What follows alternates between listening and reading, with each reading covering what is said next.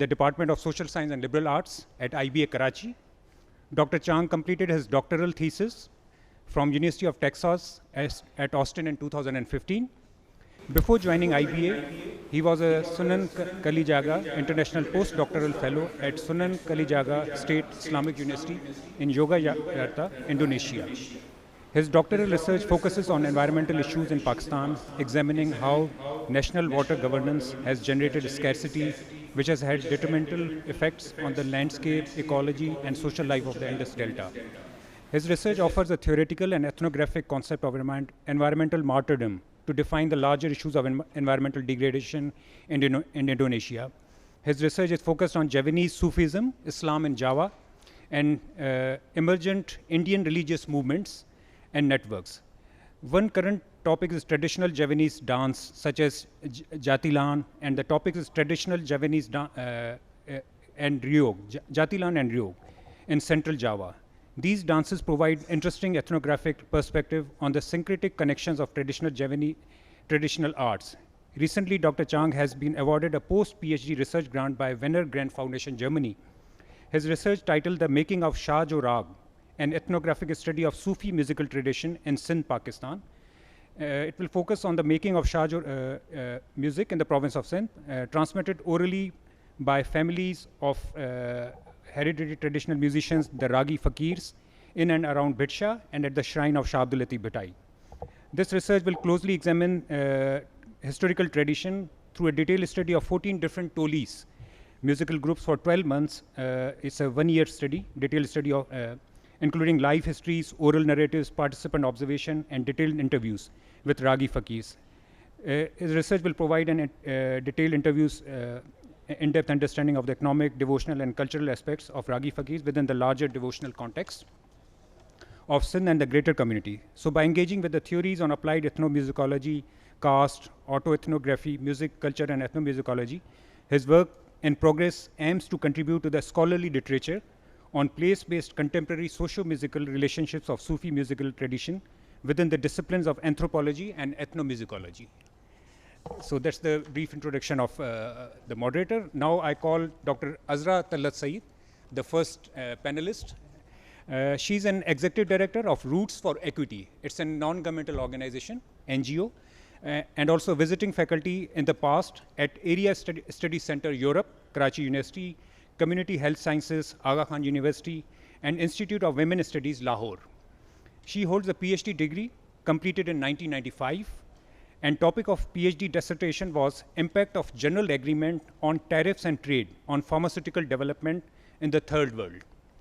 She was editor of the Hal Ahwal, a quarterly resource publication on rural and agriculture development and climate change from 2016 to 2020, and another publication named Challenge, a quarterly publication on political economy of rural development and climate justice from 2001 to 2004, and again from 2011 till date. So we will be hearing from you what's her NGO is doing and what other activities they are performing. So after this, our second panelist, Abdul Majid Motani Saab, please welcome you to come on the stage. He is a social activist and has more than 20 years of experience on climate change vis-a-vis the Indus Delta, mushrooms, and the problems of fishermen. And he, while we were driving towards IBA, he told me that they are now writing on the जो केदी मछेरे होते हैं जो India और पाकिस्तान उनकी भी life पे और उनकी भी स्ट्रगल में ये काम करते रहते हैं. And he used to raise voices, and he's the founder member of Pakistan Fisher Folk Forum. Our third speaker is Raza Naeem. Please come on the stage. Raza Naeem is a Pakistani social scientist, literary activist, blogger, book critic, and an award-winning translator and dramatic reader based in Lahore. He has been trained in political economy from the University of Leeds in UK and in Middle Eastern history and anthropology from the University of Arkansas at Fayetteville, USA. He has engaged with the Middle East since the last 2 decades now and widely traveled and reported from Egypt, Yemen, and Turkey over the last decade or so. He contributes regularly to The Wire. The Wire is in India, and the Friday Times in Pakistan. He has curated and moderated a first ever edition of Banned Books Week in Pakistan in Lahore in September 2014, and 5 successive editions since then, in collaboration with Olomo Polo. His translation and dramatic reading work has been showcased internationally at the Lucknow and Delhi Literature Festivals in India, and most recently at the Winnipeg International Writers Festival, one of Canada's largest literary festival, and locally at many such as TEDx and Model United Nations events at some of the Pakistan's most prestigious universities and schools. He is the recipient of a prestigious 2013-14 Charles Wallace Trust Fellowship in the UK, awarded for his translation and interpretive work on banned Pakistani writer Saadat Hasan Mantu essays, and most recently a runner-up finalist for the inaugural 2017 Jawad Memorial Prize for Urdu English Translation in India, awarded for his translation of the Urdu English for Bahar, Spring, a short story written by Abdullah Hussain. He is currently the president of Progressive Writers Association, Anjuman Taraqi Pasand Musannifin in Lahore. He is presently completing a manuscript on Sahir Ludhianvi and Lahore, as well as working on an English translation of the wartime memoirs of Major Muhammad Ishaq, both forthcoming in 2022, this year, to coincide with the 100th birth anniversary of Sahir Ludhianvi and Major Muhammad Ishaq. So that's the introduction of a third panelist. Last but not the least is Dr. Abda Ghangro. Please, you're welcome to come on stage. So Dr. Abda Ghangro is an assistant professor, visiting faculty at Sindhi Department, Federal Urdu University of Arts, Science and Technology. She also working as a senior computer programmer at Dr. Rutfau Civil Hospital, Karachi. She did her PhD in Sindhi literature and language. Topic of her PhD thesis was impact of progressive thoughts and movements on Sindhi poetry. She's a daughter of Comrade Mohammad Hashim Ghangro, who has worked tirelessly for the rights of Haris and independence movement. She's member of Arts Council of Pakistan, Karachi, also Joint Secretary, Sindh Graduates Association, Karachi branch, and President, Founder Member, Surhan Welfare Society, Sindh, Karachi. She's working as a compere host and scriptwriter at Radio Pakistan, Karachi since 1991, worked as an editor in charge weekly page Surmi for women in Daily Awami Awaz from 1996 to 2007. She also organizes a weekly published literary page, Adabi Rahan, in Sindhi daily newspaper, Pak. So with this, I hand over the podium to our moderator, Dr. Abdul Haq Chang. Please welcome all the panelists and the moderator. Thank you. आप लोगों की बड़ी मेहरबानी है, आज हम इस जगह पे बैठे हैं. मोस्टली मैं इस ऑडिटोरियम में क्लास ले रहा होता हूँ, हमेशा खड़ा होता हूँ यहाँ पे.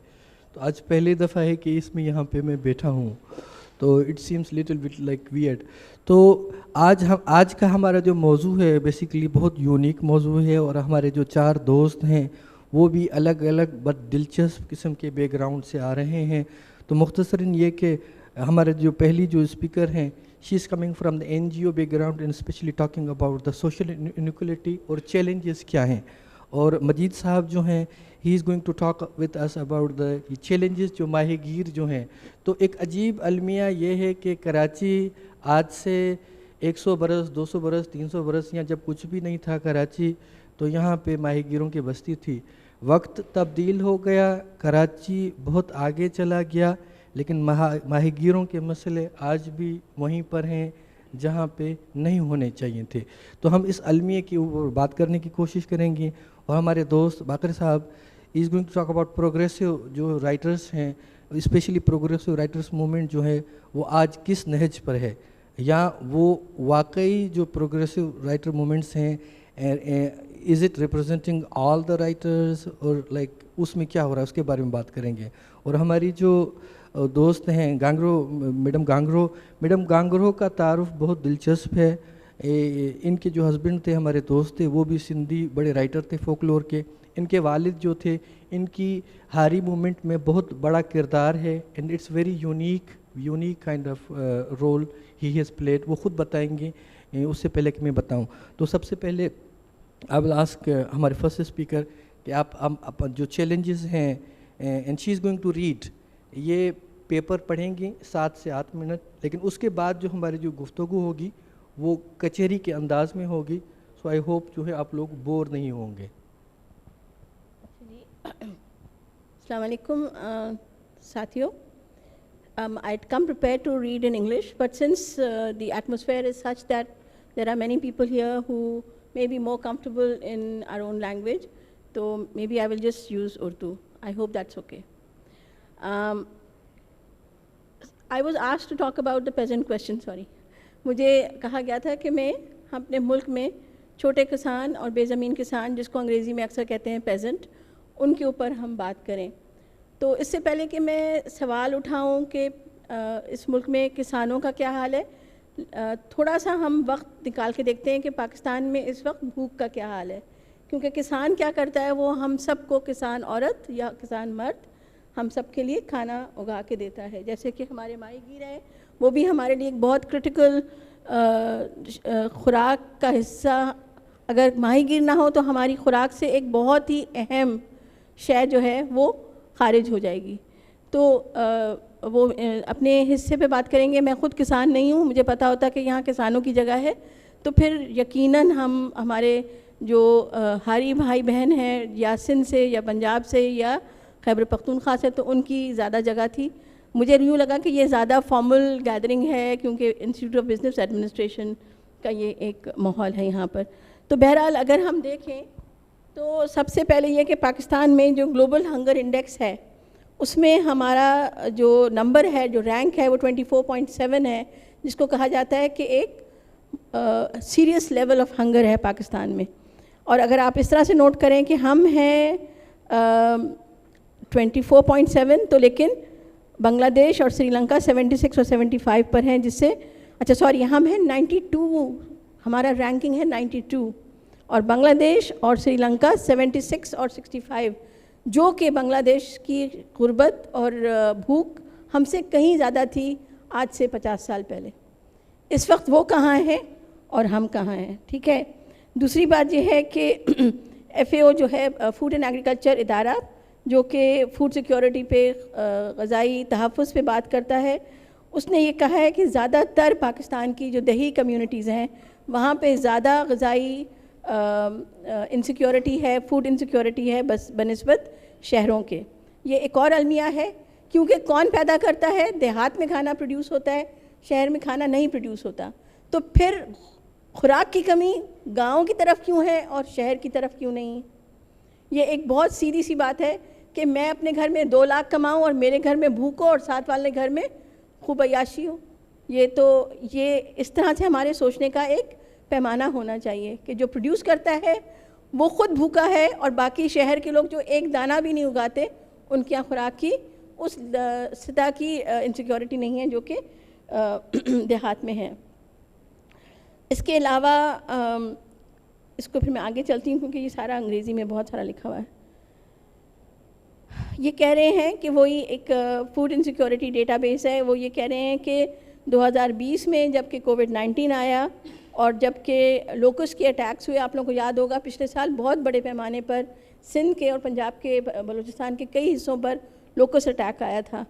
تو جن علاقوں میں اٹیک آیا ان علاقوں میں بھی پھر بہت بری پیمانے پر بھوک دیکھی گئی، کیونکہ اسی زمانے میں ڈبل ویم ہوا نا، ایک طرف لوکس تھا اور دوسری طرف ایک بہت خطرناک بیماری ہم سب کے بیچ میں دیکھی گئی. پھر ہمارے ہاں کم وزن کے بچے کم ذہنی مطلب میل نیوٹریشن کا بھی شکار ہیں، کم غذا کے بھی شکار ہیں، کم وزن کے بھی شکار ہیں، اور کم انٹلیکچوئل ڈیولپمنٹ کے بھی شکار بچوں کی تعداد بہت بڑے پیمانے میں دیکھی جاتی ہے. تو پھر اب ہم نے سوچنا چاہیے شاید ہم کھانا کم پروڈیوس کرتے ہیں، شاید ہماری یہاں غذائی پروڈکشن کا بحران ہے، ایک کرائسس ہے کہ ہم پروڈیوس ہی نہیں کر پاتے.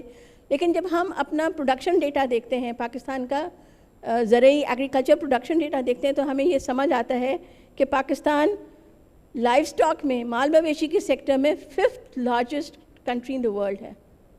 اس کے علاوہ اگر آپ دودھ کے ڈیری سیکٹر میں یا دودھ کے سیکٹر میں دیکھیں تو we are the 4th most milk producing country in the world. اس کے علاوہ جب آپ شوگر کین دیکھتے ہیں تو we are the 6th largest in sugar cane production. گنے کے کماد، جس کو ہم عام طور سے سندھ اور پنجاب میں لوگ کماد کہتے ہیں، گنا کوئی نہیں کہتا. گنے کی پیداوار میں جو سب سے بڑا ملک ہے، مطلب 6واں بڑا ملک ہے ہمارا، اور پھر گندم کی پیداوار میں ہم 8ویں بڑے ملک ہیں. تو میں نے آپ کو گوشت، دودھ اور گندم، یہ جو عام غذائی اشیاء ہیں جو ہماری کھانے پینے میں بہت کرٹیکل رول پلے کرتی ہیں, اس میں ہمارے یہاں پروڈکشن کی کوئی کمی نہیں ہے. ٹھیک ہے. So if we have been able to overreach our production ماشاء اللہ, تو then why is there hunger in this country, and especially hunger کہاں پہ, جو کہ لوگ پروڈیوس کرتے ہیں. تو اب ہمیں کچھ اور دیکھنا پڑے گا کہ کیا مسئلہ ہے, اور جو مسئلہ ہے وہ سیدھا سیدھا سمجھ آتا ہے. یہ حکومت کا ڈیٹا میں آپ سے کوٹ کر رہی ہوں کہ حکومت کی 11th 5-year پلان 2013-2018 میں یہ لکھا ہوا ہے کہ پاکستان میں جو زرعی زمین کی ڈسٹریبیوشن ہے وہ بہت ٹیڑھی میڑھی ہے. کیوں کہ صرف 5% گھرانے, زرعی گھرانے, 5% زرعی گھرانے, دے اون 64% آف دا لینڈ.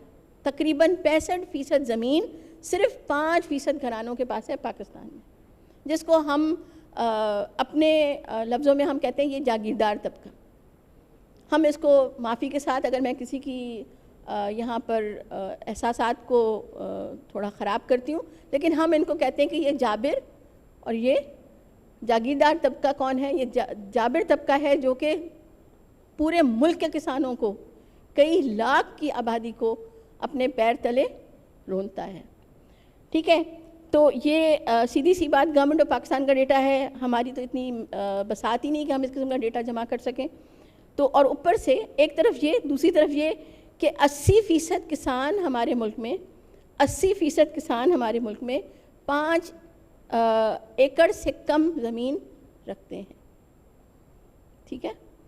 اینڈ اگر آپ کو پروڈکٹیو یونٹس کی بات سمجھ آئے کہ پاکستان کا اگر آپ 2010 کا ایگریکلچر سینسس نکال کے دیکھ لیں تو بہت بڑی تعداد میں کسان ہیں جن کے پاس 1 ایکڑ سے کم زمین ہے. 64% ایسے کسان ہیں جن کے پاس 1 ایکڑ سے کم ہے, اور صرف 5 گھرانوں کے پاس آپ کی کتنی زیادہ زمین ہے. تو ظاہر ہے اگر اس قسم کی, اب میں نے آپ سے اس سے پہلے بولا کہ پروڈکشن کی کوئی کمی نہیں ہے, جب پروڈکشن کی کوئی کمی نہیں ہے اور پھر بھی بھوک ہے, تو پھر کہاں پہ مسئلہ آ رہا ہے؟ اور مسئلہ ہے ڈسٹریبیوشن کا, مسئلہ پروڈکشن کا نہیں ہے, کہ کچھ لوگوں کے پاس بہت زیادہ ہے اور کچھ کے پاس کھانے کو بھی نہیں ہے. ٹھیک ہے.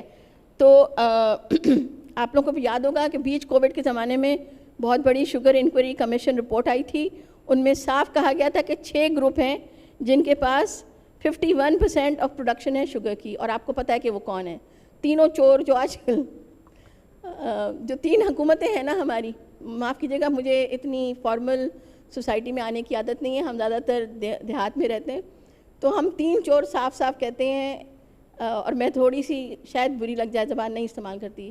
ایک ہمارے کراچی میں ہیں زرداری صاحب, ایک ہمارے رحیم یار خان میں ہیں جہانگیر ترین صاحب, اور تیسرے نواز شریف صاحب ہیں. تو یہ 3 ہیں, اور یہ حکومت پاکستان کی رپورٹ ہے. میں عام طور سے اپنا ڈیٹا ہم کوٹ ہی نہیں کرتے, کیونکہ وہ تو کہہ دیتے ہیں کہ ہمارے پاس بائس ڈیٹا ہے اور ہمیں تو ڈیٹا لینا ہی نہیں آتا, ہم تو ان پڑھ لوگ ہیں. کیونکہ پورے کسانوں کا کھانا تو کھا سکتے ہیں, لیکن جب کسان کچھ کہتا ہے تو وہ کہہ دیتے ہیں کہ یہ تو ان پڑھ ہے, یہ تو بات ہی نہیں کر سکتا, اس کو کیا پتہ. صحیح ہے نا, کھانا بھی کھانا چھوڑ دیں, آپ اتنے پڑھے لکھے اپنا کھانا اگا لیں, وہ تو ہمیں مجال نہیں ہے. ہم کو تو یہ بھی نہیں پتا کہ گندم کا دانہ اور چاول کا دانہ کتنا فرق ہوتا ہے. میرا نہیں خیال کہ کراچی میں آپ یہ ٹیسٹنگ کروا لیں, کسی کو سمجھ آ جائے.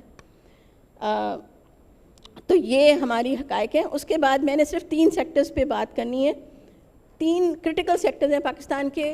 ایک ہے نمبر 1 کاٹن, دوسرا شوگر کین, اور تیسرا دودھ. ان 3 سیکٹرز پہ میں بات کرنا چاہتی ہوں, کیونکہ کاٹن کی پروڈکشن بے تحاشا گری. نمبرز ہیں میرے پاس, لیکن میرے پاس ٹائم کم ہے تو میں پورا پیپر نہیں پڑھتی.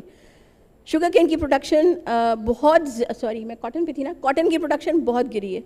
پچھلے 2 سالوں میں 2.9 ملین بیلز کی کم پروڈکشن ہوئی ہے, اور بہت بڑا مسئلہ ہے. اگر آپ کسان کے حوالے سے یہ بات اٹھاتے ہیں تو ہمارے ملک میں کاٹن پکنگ کون کرتا ہے؟ آپ لوگوں کو کسی کو آئیڈیا ہے کہ کاٹن پکنگ کون کرتا ہے؟ کپاس کی چنائی کون کرتا ہے؟ عورتیں کرتی ہیں, عورتیں اور بچے. ٹھیک ہے نا. تو جب آپ کسان کا سوال اٹھاتے ہیں تو وہ طبقہ آپ کا, جو کہ پوری جو ہم سب یہاں پہ کپڑے پہن کے بیٹھے ہوئے ہیں, یہ اس ملک کے اس طبقے نے وہ آپ کو گندم چن کے دی, پھٹی چن کے دی ہے, جو کہ خود پھٹے ہوئے کپڑے اور 4-4 5-5 سال کے بعد بھی, اور وہ بھی پرانے کپڑے پہنتی ہیں. تو نہ وہ اپنے اگایا ہوا کھانا کھا پاتے ہیں, اور نہ جو اپنا بنایا ہوا کپاس ہے اس کے بھی وہ کپڑے نہیں افورڈ کر سکتے. اور اس کے بعد جب کاٹن پروڈکشن گر گئی ہے تو ہزاروں لاکھوں عورتوں کی روزی کے اوپر بہت بڑا مسئلہ ہے. یہ وہ عورتیں ہیں جنہیں پڑھا لکھا ہوا نہیں ہے, جن کے گھروں میں اتنی کیپیسٹی نہیں ہے کہ اپنے گھر کے لوگوں کو پڑھا سکیں. اب لوگ کہہ دیں گے کہ کیوں نہیں پڑھا سکتے, تو جاگیردار. میں نے اپنی آنکھوں سے دیکھا ہوا ہے, پورے سندھ میں چپا چپا گھومتی ہوں میں, سندھ, پنجاب, کے پی, بلوچستان تک اب ہماری ایکسس نہیں ہے. ان 3 صوبوں کا کوئی جگہ ایسی نہیں ہے جہاں پہ میں خود نہ گئی ہوں. اور استبل بنائے ہوئے ہوتے ہیں, جانور پالے ہوئے ہوتے ہیں. ایک صاحب نے, سید صاحب تھے, ان نے اپنے گھر کے اندر اسکول کھولا ہوا تھا. اب وہ ٹیچر نے مجھ سے کہا کہ عذرا باجی میں اندر کیسے جاؤں, میرا دماغ خراب ہے کہ میں کسی سید کے گھر کے اندر چلی جاؤں. صحیح بات ہے نا, کیا ہوگا وہ اندر جائے گی تو, جوان لڑکی ہے اس کے ساتھ کیا ہوگا. تو پھر ہم یہ پھر آگے سے کہہ دیتے ہیں کہ ہمارے بچے پڑھ نہیں سکتے, وہ تو پڑھانا ہی نہیں چاہتے ہیں, وہ تو جاہل ہیں, وہ تو زیادہ بچے پیدا کرنا چاہتے ہیں. اس قسم کی باتیں ہمارے پڑھے لکھے سرکلز میں بہت کامن ہوتی ہیں. اس کے علاوہ 2 سیکٹرز ہیں, شوگر کین اوور پروڈکشن ہے, اور اس کے بعد دودھ پہ آپ لوگ ڈبے پہ روزانہ ٹی وی پہ اپنے ہاں دیکھ رہے ہوں گے, کہا جا رہا ہے کیا کہ تازہ دودھ خراب ہے اور ڈبے کا دودھ اچھا ہے. تازہ دودھ کون پیدا کر کے آپ کو دیتا ہے؟ اور ہم اس دھرتی پہ ہڑپا ہے, اس دھرتی پہ موئنجو دارو ہے, اس دھرتی پہ مہر گڑھ. ہم لوگ کم از کم 7000 ایئرس کی ڈاکیومنٹڈ اولڈ سویلائزیشنز ہیں. ہمارے یہاں کیا دودھ نہیں پیا جاتا؟ ڈبے کا دودھ ہمیں آج سے 5000 سال پہلے کمپنی والے لا کے دیا کرتے تھے. تو یہ اس قسم کی propaganda against the peasants, against the farmers, یہ ایکسیپٹیبل نہیں ہے. شکریہ. ہم آپ کی طرف پھر واپس آئیں گے. ایک ہم سارے جو پارٹیسپینٹ ہیں ان کو 10 منٹ ہیں, اور اس کے بعد پھر ہم آپ کی طرف آئیں گے. تو مجید صاحب اسی سلسلے کو آگے بڑھاتے ہیں کہ وہ ماہی گیروں کی بستی جو آج سے 1500 برس سے جس کی تاریخ ملتی ہے, آرکیالوجی بھی, اور گزشتہ 200-250-300 سال سے تو اس کی یہ جو یورپین تاریخ دان یہ بھی بات کرتے ہیں. تو کیا ہوا کہ کراچی شہر جو تھا نہ تھا تو ابراہیم حیدری تھی, یہ ماہی گیر تھے. تو کراچی شہر تو کہاں سے کہاں پہنچ گیا, لیکن وہ جو لوگ جہاں تھے وہاں ہیں. تو آپ ہمیں بتائیں گے کہ ماہی گیروں کے ساتھ کیا صورتحال ہے, وہ کیوں ترقی نہیں کر پا رہے؟ آپ کے پاس 10 منٹ ہیں. جی تھینک یو تنگ صاحب. اصل میں اگر قدیم کراچی کی بات کی جائے تو اس کے بنانے والے یا اس کے وارث جو ہیں وہ ماہی گیر ہیں. تو آپ نے دیکھا ہوگا کہ اب جب خارا در جاؤ گے تو آپ کو مچھی میں یعنی مارکیٹ ملے گی, لیکن مچھی نہیں ملے گی. نا خدا مسجد وہاں پر ملے گی, لیکن ماہی گیر نہیں ملے گا. یہ ان کا علاقہ تھا. تو ترقی کے نام پہ ان کو یہاں سے بے دخل کیا گیا. تو اس کے بعد ہمارے جو لوگ تھے کھڈا کی طرف یا پھر ابراہیم حیدری کی طرف, لیکن ابراہیم حیدری جو ہے اس کی رہائش اس سے بھی پہلے ہے. اس کے بعد اگر ہم گزری کا ذکر کریں تو گزری ایک ماہی گیروں کا گاؤں تھا. اب بھی وہاں پہ ہے, مگر وہاں پہ ابھی صرف تھوڑے سے گھر رہ گئے جنہیں ہم کہتے ہیں ڈیفینس کے قیدی, یعنی ڈیفینس کے بیچ بنگلوں میں غریب ماہی گیروں کی ایک بستی جو ہے وہ رہ گئی ہے. یا پھر بات کی جائے کہ ان کا بندرگاہ جو تھا کسری کریک میں, تو وہ بھی ان سے چھین لیا گیا, اور وہاں پہ میرینا کلب جو ہے وہ بنا ہوا ہے. بہرحال اس طرح کی زیادتیاں تو شروع سے ہوتی ہوئی ماہی گیروں کے ساتھ جو ہے چلی آ رہی. اگر ہم اپنی سوسائٹی کا فشرمین کوآپریٹو سوسائٹی کا ذکر کریں تو یہ 1936 میں باقاعدہ بن چکی تھی, لیکن وہ پراپر اس پہ کاغذات میں نہیں تھی. لیکن 1945 سے لے کے ابھی تک جو ہے وہ فشرمین کوآپریٹو سوسائٹی موجود ہے, جس کے پہلے جو چیئرمین تھے وہ محمود ہارون تھے.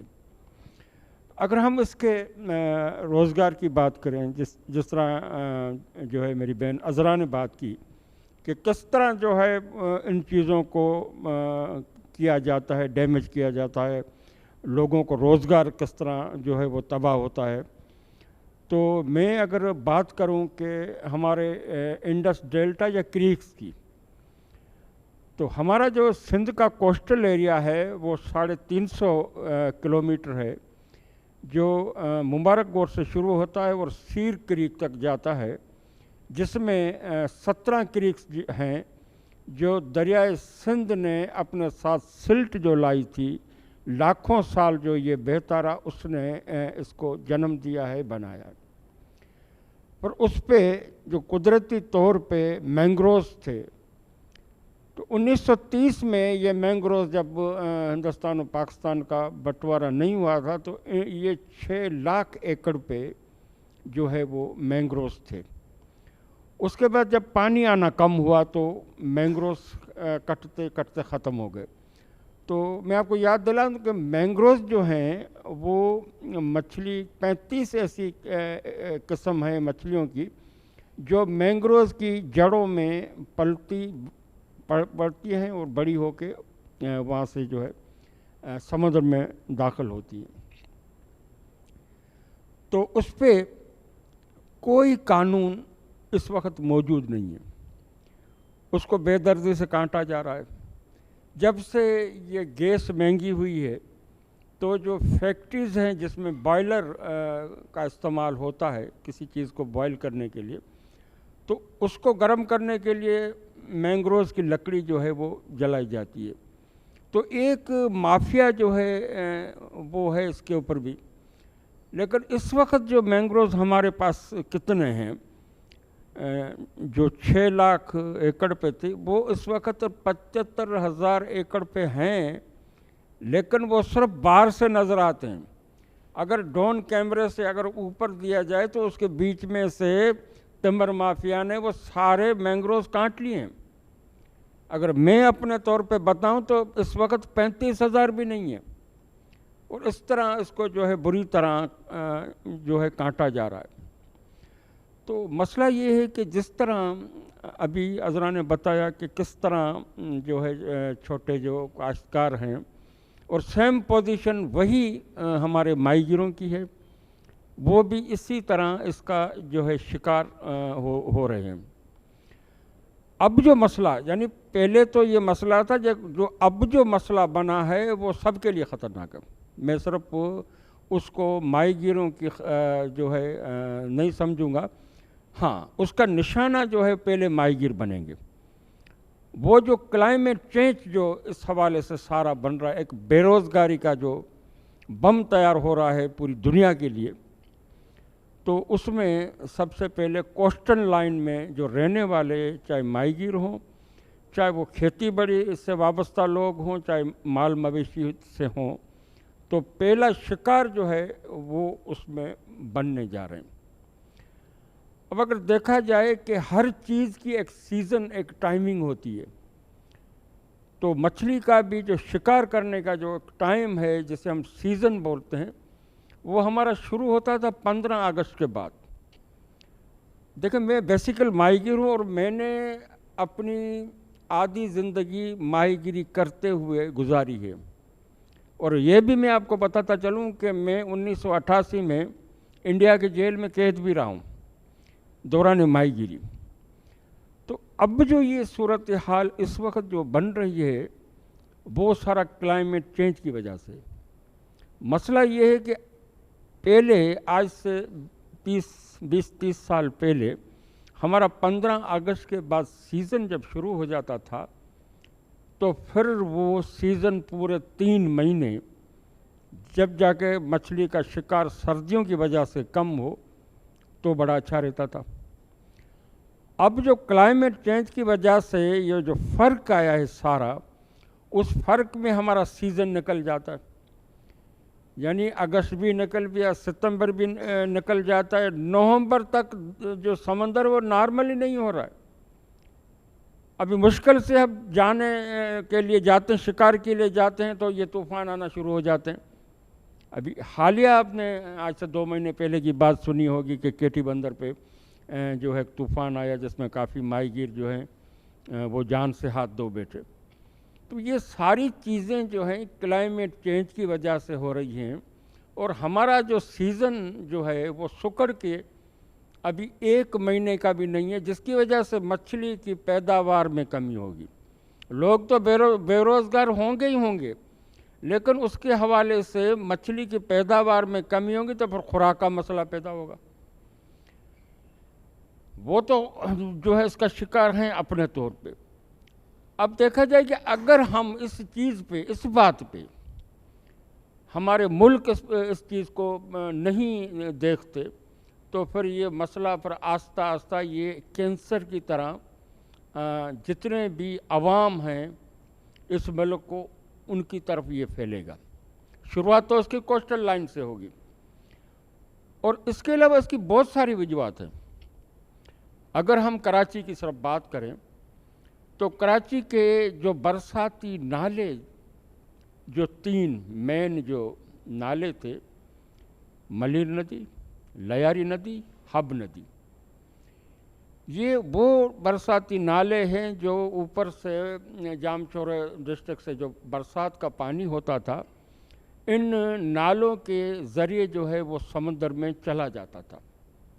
لیکن اس وقت ان دونوں جو ندیاں ہیں ان کے دونوں کنارے پر فیکٹریاں قائم ہیں، اور ان کا کیمیکل آمیز پانی جو ہے وہ ڈائریکٹ سمندر میں جا رہا ہے. تو ہم اس کو کیا کہیں؟ اب تو وہ ندی نالے، اب تو گٹر نالے ہو گئے. تو یہ جو کیمیکل آمیز پانی جو سمندر میں جا رہا ہے، اس زمانے میں کیا ہوتا تھا کہ ہم اگر کشتی سے اوپر سکہ نیچے پھینکتے تو وہ نظر آتا تھا. ابھی تو آدمی بھی گر جائے تو نظر نہیں آئے گا. تو یہ صورتحال ہمارے جو ہے وہ سمندروں کی ہوتی ہوئی چلی جا رہی ہے. تو اس وجہ سے جو یہ ماحولیات کی جو تبدیلی ہو رہی، کلائمیٹ چینج جو ہو رہا ہے، تو یہ تو میں سمجھتا ہوں کہ یہ دنیا میں جو جنگیں ہو رہی اس سے تو یہ خطرناک ہے. پھر تو پوری دنیا کو اس سے لڑنا پڑے گا. تو بات یہ ہے کہ جس طرح باجی نے بات کی کہ خوراک کی کمی اپنے اناج کے حوالے سے، اسی طرح مچھلی کے حوالے سے خوراک کی کمی جو ہے وہ پیدا ہوگی. تو جیسے جیسے یہ چیزیں بڑھتی جائیں گی ہمارے پاس زیادہ جو ہے کمی ہوتی رہے گی. دوسری بات، اگر ایکو سسٹم میں جو مداخلت ہے، میں بات کروں گا دریائے سندھ کی. دریائے سندھ کا پانی جو ہے وہ ڈائریکٹ جا کے سمندر میں گرتا تھا. بات یہ ہوئی کہ ڈیم بناؤ، یہ پانی ضائع ہو رہا ہے، اس سے جو ہے آپ کھیتی باڑی کرو اور جو ہے زمینیں آپ جو ہے اگاؤ. لیکن یہ صورتحال بنتے بنتے اب جو صورتحال ہے، اب پانی جو ہے وہ نہیں آتا بالکل. تو انڈس ڈیلٹا یعنی سمندر کے اور دریا کے درمیان جو پانی نکلنے کا راستہ وہ تو بند ہو گیا ہے. اگر 4 سال 5 سال پانی نہ آئے، جو مستقل ہر سال اور 6 مہینے کے بعد جو بہتا رہتا تھا، وہ اپنی لائن جو ہے اس ندی کی جہاں سے وہ گزرتا تھا اس کو گہرا رکھتا تھا. اب اس کے نہ آنے کی وجہ سے وہ ہو گیا بند. اب جب زیادہ بارشیں ہونے لگے، پھر ڈیم بھی بھر جائیں، گلیشیئر بھی جو ہے پگھلنے لگے، تو پھر جب پانی کو چھوڑا جاتا ہے تو اب کوٹلی سے لے کے جو ہے کھارو شان تک جو جگہ ہے وہ تو چوک ہوئی پڑی ہے. شکریہ مجید صاحب. ہم آپ کی طرف پھر آتے ہیں، ہم آپ کی طرف آتے ہیں. ہم اب اگلے دوست کی طرف جاتے ہیں تاکہ ہم ٹائم کا خیال کریں. ہمیں ٹھیک 4 بجے جو ہے یہ ختم کرنا ہے. تو مجید صاحب ہم پھر آپ کی طرف آتے ہیں، ہم آپ اگلے دوست کی طرف جاتے ہیں. تو دوست آپ ہمیں بتائیں کہ یہ پیزنٹ کی بات ہوئی، ماہی گیر کی بات ہوئی، اب ہم آتے ہیں پروگریسو رائٹر کی طرف. تو پروگریسو رائٹر حضرات جو ہیں ان معاملات پہ یا یہ جو انیکولیٹی ہے اس کے بارے میں آپ کیا فرمائیں گے کہ یہ لٹریچر میں کس قسم کی موومنٹ چل رہی ہے؟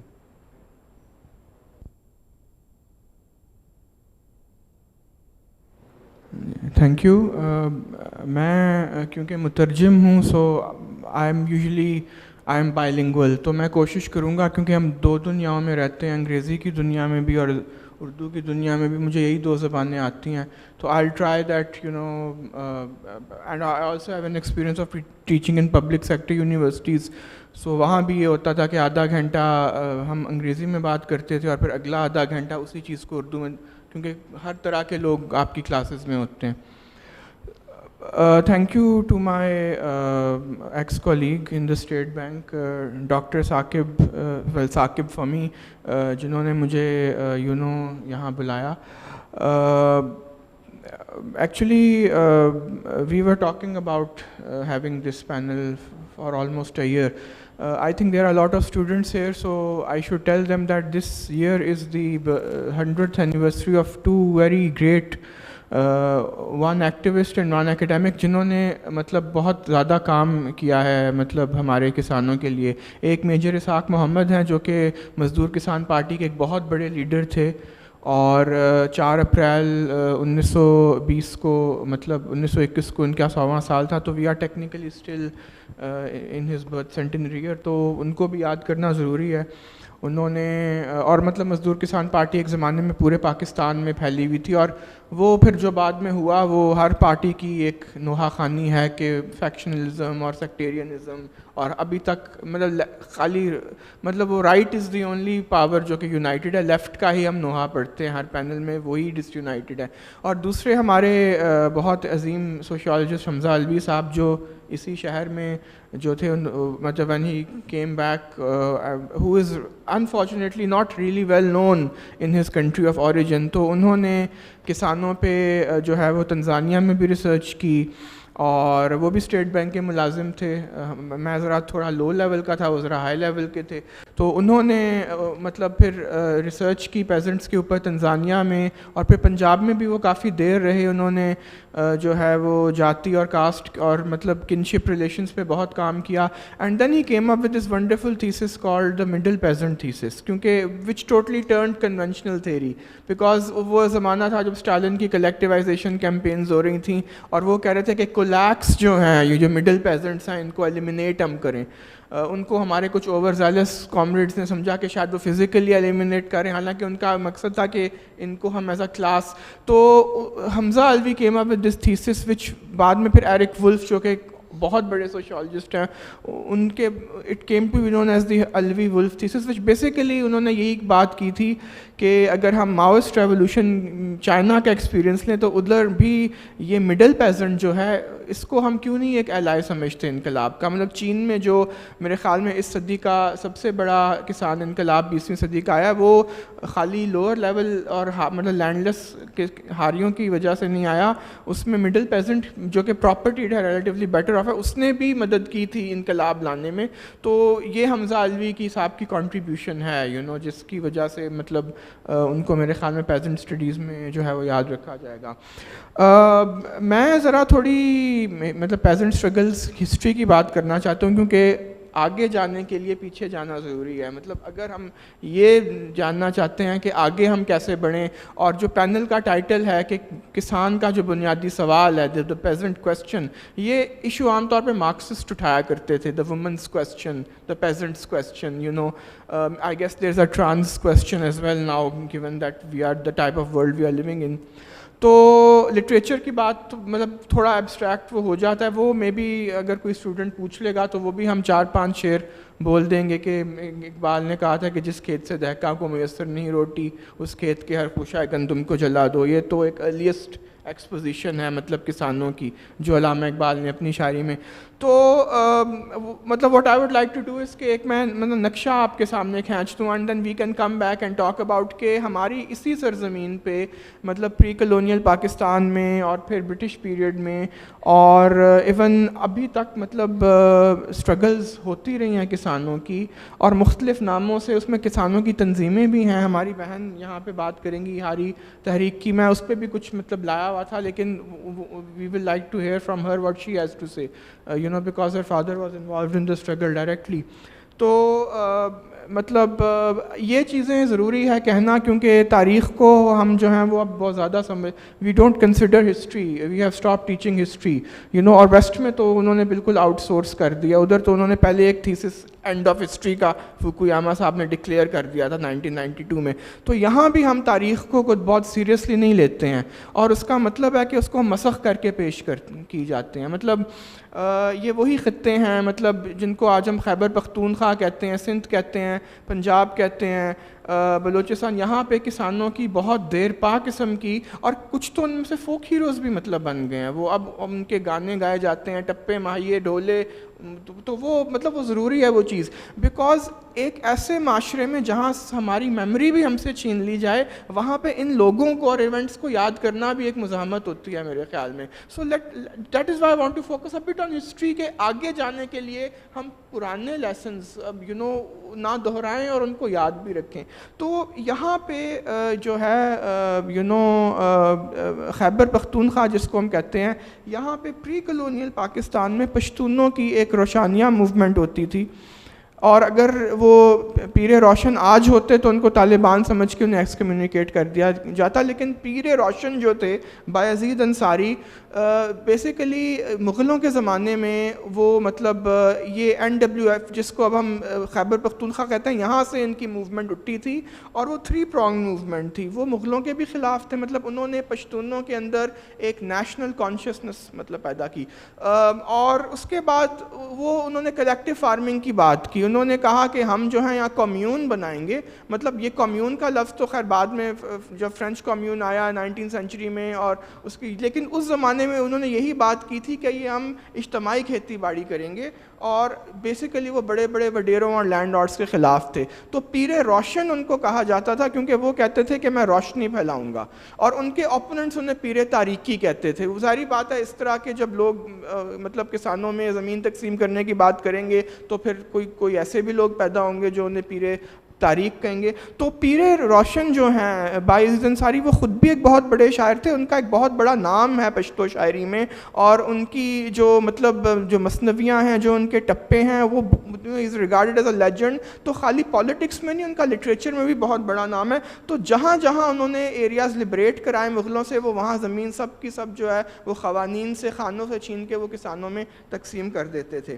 اور بایزید انصاری کو ان کے خلاف مغلوں نے ایک اپنے پیر کو کھڑا کیا, اس کا نام اخوند درویزہ تھا, اور اس کو اس پہ فتوے بھی دلائے, کیونکہ ظاہری بات ہے جب کوئی شخص جو ہے وہ بات کرتا ہے کہ کسانوں کی ان کی زمین واپس کی جائے, وہ بات کرتا ہے مطلب, مگر مغلوں کو وہ سامراج امپیریلسٹ ہی وہ کہتے تھے کہ غاصب ہے, ہماری زمین پہ قبضہ کریں, وہ ان کے خلاف بات کرے گا تو ظاہری بات ہے کسی کو تو فتویٰ دے کے انہوں نے کھڑا کرنا تھا. تو اخوند درویزہ نام کے ایک شخص کو انہوں نے, وہ بھی کوئی شاعر تھا, انہوں نے اس کو پیسے دے کے کہا کہ اس کے خلاف فتویٰ جاری کرو, تو اس کو انہوں نے پیر تاریکی کہا. بایزید انصاری کی وفات کے بعد اس کا بیٹا پیر جلالہ اس نے یہ اسٹرگل جاری رکھی, اور تاریخ یہ کہتی ہے کہ جب پیر جلال بھی مارے گئے تو اس کے بعد اس کا جو داماد تھا احاد, اور ان کی جو مطلب بیوی تھیں Bibi Bibi Alai is the first female in Pakhtun history جو فوک لیجنڈ میں داخل ہو گئے. انہوں نے اسٹرگل بی بی علائی نے جاری رکھی زمینوں کے لیے, مغلوں کے خلاف اور اینٹی فیوڈل سینٹیمنٹس کو, اور یہ وہ انہوں نے اسٹرگل تب تک, حتیٰ کہ مغل جو ہیں وہ ان کے گھروں میں داخل ہو گئے, لیکن she never gave up. تو یہ نام اب تاریخ میں چلے گئے ہیں. روشانیہ تحریک جو ہے یہ ٹیکسٹ بکس میں نہیں, ٹیکسٹ بکس میں یہ چیز نہیں پڑھائی جاتی. میں نے خود او لیولز کو ہسٹری پڑھائی ہوئی ہے, ایک لفظ ایک پیراگراف بھی نہیں ہے اس اتنی بڑی تحریک کا, جو کہ ایک مطلب نیشنل اسٹرگل تھی پشتونوں کی مغلوں مطلب شہنشاہ اکبر کے زمانے میں. اسی طرح پنجاب میں آ جائیں, دلہ بھٹی کا نام شاید آپ نے سنا ہو, بہت بڑے ایک فوک ہیرو ہیں. اگر آپ کبھی پنجاب میں کہیں جائیں تو پنڈی بھٹیاں ایک سٹاپ اکثر آپ کا آتا ہے. یہ پنڈی بھٹیاں جو ہے یہ دلہ بھٹی کے نام پہ ہے. اینڈ ہو واز دلہ بھٹی, وہ کوئی مطلب میں نے کئی جگہوں پہ دیکھا ہے, he is known as the Robin Hood of Punjab. He was not a Robin Hood. وہ یہ نہیں تھا کہ مطلب امیروں سے لے کے وہ غریبوں کو, ان کی ایک ایڈیالوجی تھی. اور اگین نیشنل وہ پنجابیوں کی نیشنل کانشیسنس میں وہ اینٹی مغل بھی تھا, کیونکہ اور ابھی تک جو ہے کوئی پنجابی اس کو ڈسون نہیں کر سکا, چاہے وہ رنجیت سنگھ ہو, چاہے وہ دلہ بھٹی ہو. دلہ بھٹی اگین واز ان فگر جو غریبوں کی بات کرتا تھا, جو زمینیں جو ہیں مغلوں سے زمینیں چھین کے کسانوں میں ڈسٹریبیوٹ کرنے کی بات کرتا تھا. اور اس نے مغلوں کو اتنا تنگ کیا کہ شہنشاہ اکبر نے اپنا جو دارالحکومت تھا for 20 years he shifted his capital to Lahore to get rid of Dullah Bhatti. اور شاہ حسین جو کہ ہمارے بہت بڑے صوفی شاعر ہیں, he was very close to Dullah Bhatti. انہوں نے ان کے بارے میں کافیاں بھی لکھی ہیں. اور دلہ بھٹی کو جب انہوں نے قتل کر دیا تو اس کی جو ماں تھی مائی لاڈھی دلہ بھٹی کی, she carried on the struggle. and she is again one of the most prominent figures in resistance to feudalism, to Mughals, for the distribution of land. تو مائی لاڈلی اب آپ دیکھ رہے ہیں کہ جہاں جہاں عورت ہے وہاں اور مرد کے ساتھ عورت کا بھی نام آ رہا ہے. تو یہ سب لوگ جو ہیں یہ ہمارے خطے میں پیدا ہوئے. اس کے ابھی ہم سندھ کی بات کریں گے. میں ابھی پری کولونیل زمانے کی بات کر رہا ہوں. تو اس میں مہدوی موومنٹ ایک تھی, سید محمد جان. Thank you. ہم آپ کی طرف پھر آتے, معاف کیجیے گا, وقت جو ہے نا, وقت بہت بڑی ظالم چیز ہے, وہ ہمارے پاس بہت کم ہے. تو ہم اپنے لاسٹ جو ہیں وہ پارٹیسپینٹ کے پاس جاتے ہیں. تو ایک لحاظ سے میڈم گانگرو جو ہے, ان کے والد جو تھے, ان کی جو اسٹرگل ہے پیزن موومنٹ بڑی دلچسپ ہے. اور ایک طرف تو مایوسی ہے, اور ایک طرف تو یہ آئیڈیا ہے کہ جو زمیندار ہے ظالم ہوتا ہے, دوسری طرف یہ ہے کہ زمیندار کسی کی مدد نہیں کرتا. لیکن آپ بتائیں کہ آپ کے والد کی جو پیزن موومنٹ تھی وہ تو ہمیں کچھ اور کہانی بتا رہی ہے. تو اس کا مطلب ہے کہ there is also some hope. تو جی اس کے بارے میں کچھ بتائیں گے آپ؟ جی, میں سب سے پہلے تو اپنے والد صاحب کا انٹروڈکشن کروانا چاہوں گی. کامریڈ محمد ہاشم گھانگرو. اب ان کو کامریڈ کیوں کہا جاتا تھا یہ بھی ایک الگ کہانی ہے. بابا ان کے والدین جو ہے وہ اپنی زمینوں پہ کام کرتے تھے. جب پلیگ بیماری ہوئی تو وہ ان کے والدین کا انتقال ہو گیا, اور ان کو جو ہے وہ بالکل جیسے آرفن بچے پلتے ہیں اس طرح سے پلنے لگے. اور انہوں نے ایک پیپر دیکھا اور ان کے دل میں علم کا چاہ پیدا ہوا, اور پھر وہ وہاں سے اپنے گاؤں سے اپنے جو پیرنٹس ان کے چچا وغیرہ, چچا چچی ان کو لک آفٹر کرتے تھے, ان سے چوری چوری وہ آئے اور پیر جھنڈوں تک وہ پیدل آئے. وہاں پر ان کی ایک مدرسے میں آئے اور اس طرح سے ان کی آگے تعلیم کا سلسلہ جو ہے انہوں نے شروع کیا. کراچی میں مدرسہ مظہر العلوم میں انہوں نے عالم فاضل کی ڈگری حاصل کی, اور وہیں پر ان کا جو ہے وہ پڑھنے لکھنے کا رجحان بھی ان کو تھا. تو حکیم فتح محمد سیوانی کا نام کسی نے اگر سندھ کے لٹریچر کی ہسٹری پڑھی ہوگی تو انہوں نے سنا ہوگا. ان کی اخبار تھا ان کا الاصلاح, تو اس میں ایز اے سب ایڈیٹر کام کرنے لگے. اچھا, یہ وقت وہ تھا, 16-17 سال کی ایج تھی بابا کی. یہ وقت وہ تھا جب ریشمی رومال تحریک کا ہم جو دور دیکھتے ہیں, اور سر سید احمد خان یہاں پر آتے تھے, جو مدرسہ مظہر العلوم کے جو ہیں مولوی عبد الصادق, ان کے ساتھ ان کا بہت آنا جانا تھا. تو بابا ان کے ساتھ بہت اٹیچ ہوتے تھے. یہ وہ وقت تھا جب انڈیا میں سبھاش چندر بوس جرمنی میں گئے تھے, اور انہوں نے آزاد ہند فوج میں جو ہے شمولیت اختیار کی. شروع انہوں نے نہیں کی تھی, شروع کسی اور نے کی تھی, انہوں نے جو ہے اس کو آگے بڑھایا. جرمنی سے جب وہ سنگاپور آئے تو یہاں پر انہوں نے ایک نعرہ لگایا کہ آپ مجھے خون دو, میں تمہیں آزادی دوں گا. اور اسی نعرے کے تحت انہوں نے سندھ کے یا پورے انڈیا کے نوجوانوں کو آزاد ہند فوج میں بھرتی کرنا شروع کیا. تو اسی میں بابا بھی ان کی فوج میں شامل ہوئے. اس طرح سے بابا آزاد ہند فوج میں چلے گئے, وہاں مدرسہ مظہر العلوم سے. اچھا, وہاں پر کیا ہوتا ہے کہ جب یہ ہیروشیما ناگاساکی کا واقعہ ہوتا ہے, اور اس کے بعد پھر وہ سبھاش چندر بوس جب سنگاپور سے جاتے ہیں, ان کی ڈیتھ ہوتی ہے, تو یہ آئی این اے جو ہے وہ اس میں انڈین نیشنل آرمی جو ہے وہ انڈین آرمی میں ضم ہو جاتی ہے. اب یہ کہانی بتانے کا مقصد یہ تھا کہ جب وہ انڈین آرمی میں سارے جو جتنی بھی آئی این اے کے جتنے بھی جوان تھے وہ انڈین آرمی میں گئے, تو ان کے سامنے ایک آپشن تھا کہ یا آپ فریڈم فائٹرز بنو, یا تو آپ ریٹائر ہو جاؤ, یا آپ انڈین آرمی میں ضم ہو جاؤ. تو یہ انہوں نے انکار کیا کیونکہ وہ برٹش کے انڈر وہ کام نہیں کرنا چاہتے. وہاں یہ وہ وقت تھا جب انگریز سندھ میں چاہے پورے انڈیا میں انہوں نے ایک الاٹی جو ٹائم تھا وہ زمینوں کی الاٹمنٹ انہوں نے مختلف جاگیریں مختلف لوگوں کو دیتے تھے, اور آرمی کے جو ان کی انڈین آرمی تھی ان کے ریٹائرڈ آفیسرز کو, ملٹری کے لوگوں کو وہ زمین الاٹ کرتے تھے. اب یہاں سے یہ جو دلہا بھٹی والی ہے, میں تھوڑا سا وہ کروں گی, دلہا بھٹی کے والد تھے فیروز, انہوں نے یہ موومنٹ شروع کی تھی کلیکٹیو ویژنس کی. اور دلہا بھٹی نے تو بلکہ اکبر کا جو بیٹا تھا سلیم, اس کے ساتھ دودھ پیا تھا, بلکہ دلہا بھٹی کی جو والدہ ہیں انہوں نے शहजादे सलीम को दूध पिलाया था। आपकी बात को मैं थोड़ा सा कंटिन्यू कर दूं तो ये वो टाइम था, मतलब ये वो टाइम था जब वो अंग्रेज़ ज़मीनें अपने मिलिट्री ऑफिसर्स को और लोगों को बांट रहा था। तो इसी सिलसिले की कड़ी में बाबा जब रिटायर हुए फ़ौज से तो उनको भी अंग्रेज़ ने ज़मीन गिफ्ट दी। बात पूरी हिस्ट्री करने का मकसद ये था, बाबा को जो वो ज़मीन मिली तो बाबा का यकीन था, आपने जो इतना जिक्र किया तो मौलाना भाषानी का भी आपको जिक्र करना चाहिए था, वहाँ से उनकी भी कलेक्टिव पीजेंट्री मूवमेंट के लिए बहुत अच्छा काम है। तो बाबा मौलाना भाषानी के बहुत गर्विदा थे। और उसके साथ ही जो आप बात करना चाह रहे थे लेकिन डिस्कनेक्ट हो गई सिंध की, कि शाह इनायत शहीद, सूफी शाह इनायत शहीद ने सिंध में French revolution say about 100 years before Sindh में सोशलिज्म का नारा लगाया था और कलेक्टिव जो पीजेंट्री मूवमेंट है वो उन्होंने शुरू की थी। और वो जो लगान का सिस्टम जो उसने मुग़ल ने शुरू किया था तो ये एंटी लगान मूवमेंट थी, जिसमें सिंध से शाह इनायत शहीद ने जो अपनी स्ट्रगल का जो आगाज़ किया था। और शाह इनायत शहीद का नारा था, जो खेड़े सो खाए, मतलब जो काश्त करता है ज़मीन पर उसकी फसल पर उसी का राइट है। तो बाबा के लिए ये दोनों मौलाना भाषानी, सुभाष चंद्र बोस और ये सूफी शाह इनायत शहीद, ये उनके आदर्शी किरदार थे। और बाबा ने अपनी अमली तौर पर वो ज़मीन जो अंग्रेज़ों ने उनको गिफ्ट की वो उन्होंने वहाँ गए और वहाँ जो किसान काम करते थे वो पेपर्स उनको वापस दिए और ये कहा कि ज़मीन तो खुदा की है, जो खेड़े सो खाए। तो इस तरह ये हुआ। अच्छा, ये उसके बाद फिर वो पार्टीशन का टाइम आता है। पार्टीशन के टाइम पे बाबा के पास जितने पैसे मिले तो वो उन्होंने, जब यहाँ से हिंदू गए तो वो औने पौने दामों में जितने भी उन्होंने घर बेचे तो वो बाबा ने उनसे घर लिए और यहाँ पर जो लोग बेघर आए अपने घर उनको मुफ्त में दे दिए।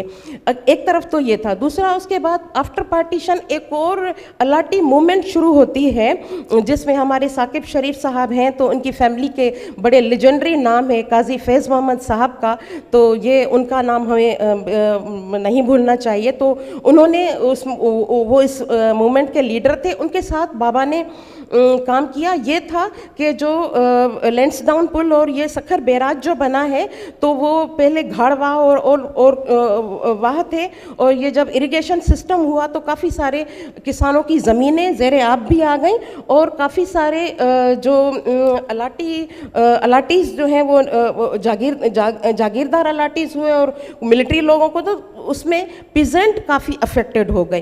तो एक तो प्री पार्टीशन और एक आफ्टर पार्टीशन। आफ्टर पार्टीशन ये हुआ कि वो जागीरदार जो हिंदू था और सदियों से उसी ज़मीनों का मालिक था, लेकिन उस ज़मीन पे हारी काम करता है और उसूल तो ये था कि जो काश्त करता है हक उसी का बनता है। तो जब हिंदू चले गए तो वो ज़मीनें जो है वो वहाँ से आने वाले कुछ लोगों को अलाट होने लगी। तो ये जो आफ्टर पार्टीशन जो मूवमेंट थी जो काजी फैज़ मोहम्मद ने और बाबा और उनके और साथियों ने शुरू की थी, वो ये थी कि ज़मीन पर उन्हीं हारियों का हक है, अगर वो जागीरदार चले भी गए तो ये उन्हीं हारियों को मिलनी चाहिए। तो इस मूवमेंट में बाबा काफ़ी एक्टिव थे। इस मूवमेंट का के जो पीजेंट इफेक्टिव थे वो थे सखर और रोहड़ी, ख़ास तौर पे जो सखर बैराज के जो कैनाल्स हुए वहाँ के पीजेंट इफेक्टिव थे। और इस मूवमेंट का जो मरकज़ था, एक तो नवाबशाह में काजी फैज़ मोहम्मद का घर था, और क्योंकि नवाबशाह सखर से दूर है तो सेंटर ऑफ द स्ट्रगल वो हमारा घर था मेहराबपुर में, और बाबा उसके काफ़ी एक्टिव उनके मेंबर थे। मुझे याद है अच्छी तरह से, मैं बहुत छोटी सी थी, 5-6 साल की, कुछ इस तरह धुंधली से अक्स हैं जो मेरे जहन में आते हैं कि सारे लोग हारी जमा होते थे और हमारी अम्मी जो है वो सिर्फ चावल बनाती थी, सिर्फ टमाटर और मिर्चों में, और वो बड़े बड़े देगड़े बनते थे और वो जो है वो उन लोगों की वो होती थी। सो बहरहाल इस तरह से बाबा ने पीजेंट्री मूवमेंट में ना सिर्फ इस तरह से अपना पार्टिसिपेट किया कि अपनी जो उनको ज़मीन गिफ्टेड मिली वो पीजेंट्स को दे दी कि जो खेड़े सो खाए, आपका हक है, मेरा हक नहीं है और मैं ये गिफ्ट नहीं लूँगा। दूसरा ये कि जब उनके साथ ज़्यादती हो रही थी, किसी और को वो ज़मीन अलाट हो रही थी, तो उनकी आवाज़ में आवाज़ मिलाई। अब इसमें बाबा को ये हुआ کہ بابا کا کاروبار تھا تو وہ پیچھے سے بالکل ڈاؤن ہو گیا اور ہم لوگوں کو بہت بہت حد سے زیادہ, جس طرح میں کہوں کہ کیا ایک غربت کی ایک داستان ہوتی ہے, اس کو دہرانا صحیح نہیں ہے, لیکن بہت ہی ان کو تکلیفیں جھیلنی پڑی, یہاں تک کہ گھر میں کھانے کو بھی نہیں تھا, اور ایک گھر جو بابا جہاں پر ہماری فیملی رہتی تھی وہ بھی ہمارا نہیں رہا تھا. سو بہرحال ان سب حالات کے باوجود بابا نے کبھی بھی ریگریٹ نہیں کیا, نہ انہوں نے ریگریٹ کیا, نہ ہمیں ریگریٹ کرنا سکھایا. ونس اگین جب وہ پروگریسو کی بات ہوتی ہے تو بابا کامریڈ بھی تھے, کیونکہ وہ کامریڈ تھے سبھاش چندر بوس کی جو ان کی تنظیم تھی وہاں سے تھے, اور اس کے بعد پھر وہ کمیونسٹ پارٹی میں ایکٹیو تھے. تو مہراپور میں اب نہ صرف پیزنٹری کی بات ہوتی ہے, یہاں پر بات ہوئی کہ وہ کپاس کون چنتا ہے, خواتین اور بچے چنتے ہیں, تو ہم نے بھی وہ دیکھے ہیں. ایسے ماحول میں جب لڑکیوں کو پڑھایا نہیں جاتا, کوئی اسکول نہیں ہوتا, کوئی کالج نہیں ہوتا, تو اپنے گھر کی 15 اور 16 سال کی بیٹیاں جب نکلتی ہیں ایک اسٹرگل, ایک نعرہ لے کر کے ہمیں اپنے شہر میں کالج چاہیے, اپنے گھر میں اسکول, تو خیر تھا Baba was the first person in Mehrapur کہ جنہوں نے گرلس اسکول کی جگہ پہ بوائز اسکول میں اپنی بیٹیوں کو بھیجا. اور 8ویں جماعت میں ہماری بہنیں تھیں حمیدہ گھانگرو اور زبیدہ گھانگرو, جنہوں نے پروٹیسٹ کیا کہ ہمارے شہر میں ہمیں کالج چاہیے. یہ بھٹو کا دور تھا, اس دور میں ان کو جیل ہوئی. سوچیں ذرا 15-16 سال کی لڑکیاں ہیں اور ان کو جیل ہوتی ہے, اور بابا بڑے فخر سے کہتے ہیں کہ میری بیٹیاں بالکل صحیح راستے پہ جا رہی ہیں اور مجھے اپنی بیٹیوں پر فخر ہے. ایسے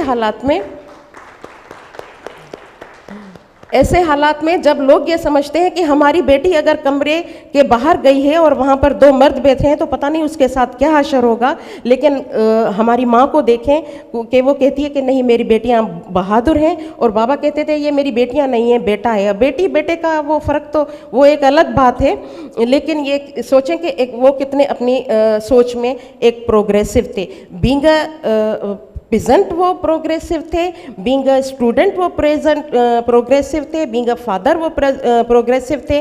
ہم نے کتنی مشکلات دیکھی, ہمارے بہن بھائیوں نے کتنی مشکلات دیکھی. ہو سکتا ہے کسی بہن بھائی کو ریگریٹ ہو اس بات پر, but I am not. I am proud of my father, اور ہم نے بابا کے زندگی پر, بابا کی اس اسٹرگل پر اور بابا کے اس نظریے پر میں ایک بات کرنا چاہوں گی. بابا اپنے آپ کو کہتے تھے قرآنی کمیونسٹ ہوں, کیونکہ کمیون سسٹم جو ہمارے ہاں رشیا سے آیا ہے وہ ایک الگ بات ہے, لیکن کمیون سسٹم ایک آئیڈیالوجی ہے اور وہ ہمارے اسلام میں بھی ہے اور وہ رشین سے ریلیٹڈ نہیں ہے. تو بابا کہتے تھے میں قرآنی کمیونسٹ ہوں. I am proud of my baba. Thank you. دل نہیں کہتا کہ کسی کو ٹوکیں, کسی کو روکیں, لیکن یہ وقت بھی عجیب چیز ہے. تو میں ابھی ہمارے پاس 20 منٹ آخر رہتے ہیں, ہمیں 4 بجے یہ بند کرنا ہے, تو میں مختصر 2 منٹ آپ لوگوں کو دوں گا کہ ایک سوال کے ساتھ کہ جہاں نا امیدی کی بات ہوئی وہاں آخری جو ہمارے جو دوست تھے انہوں نے کچھ امید کی بات کی, جدوجہد کی بات کی, تبدیلی کی بات کی, تو اور خواتین کی بات بھی جا بجا نکلی. تو میں اسی سوال پہ یہ سوال آخری سوال کروں گا, اور میں چاہوں گا کہ آپ چاروں لوگ اس کا جواب دیں کہ یہ جو ہاری عورتیں ہیں, یہ جو ماہی گیر عورتیں ہیں, یا یہ جو پروگریسو اس مومنٹ میں عورتوں کا کردار ہے یا آپ کے یہاں, تو کیا ہم کوئی تبدیلی دیکھ رہے ہیں وقت کے ساتھ کہ یہ خواتین جو ہیں جو سب سے زیادہ اپریسڈ ہیں, جس طرح آپ نے بھی کہا, تھوڑا سا مختصر بتا دیں کہ سندھ میں جب یہ کپاس کی چنائی ہوتی ہے یا گندم کی کٹائی ہوتی ہے, وہ نہ صرف خواتین ہوتی ہیں بلکہ خواتین میں بھی ہندو جو ہیں, کولی, مینگھواڑ, بھیل, جو لو کاسٹ ہیں, بالکل لو ویجز پہ جو ہے نا وہ کام کرتے ہیں. تو یہ صورتحال جو ہے in one way it's very very strange. تو آپ کوئی تبدیلی دیکھ رہے ہیں, کوئی پازیٹیو چینج دیکھ رہے ہیں آپ چاروں لوگ خواتین کے حساب سے وقت کے ساتھ, کوئی امید ہے؟ جی 2 منٹ ہیں آپ سب کے پاس. 2 منٹ ہیں, اس لیے میں پہلے تو یہ بولوں گی کہ ہم لوگوں نے جتنی بات کی, جب کمیونزم کی بات ہو یا تبدیلی کی بات ہو, تو کوئی طاقتور فورسز ہوتی ہیں جن کے خلاف آپ نے لڑنا ہوتا ہے. یہ ہوا میں نہیں ہو رہا ہوتا, یہ کوئی چیز اللہ کی طرف سے نہیں ہوتی ہے, لیکن جو آپ کے مٹیریل کنڈیشنز ہیں ان میں آج کل جو 2 طبقات ہیں وہ ایک سرمایہ دار ہے اور ایک جاگیردار ہے, پاکستان کے کانٹیکس میں کم از کم. اور تبدیلی لانا ہمارا کام ہے. تبدیلی باہر سے نہیں آ سکتی، جب تک اندر سے نہیں آئے گی باہر سے نہیں آ سکتی. اور میں سمجھتی ہوں کہ اس وقت بہت اچھے حالات ہیں ہمارے لیے.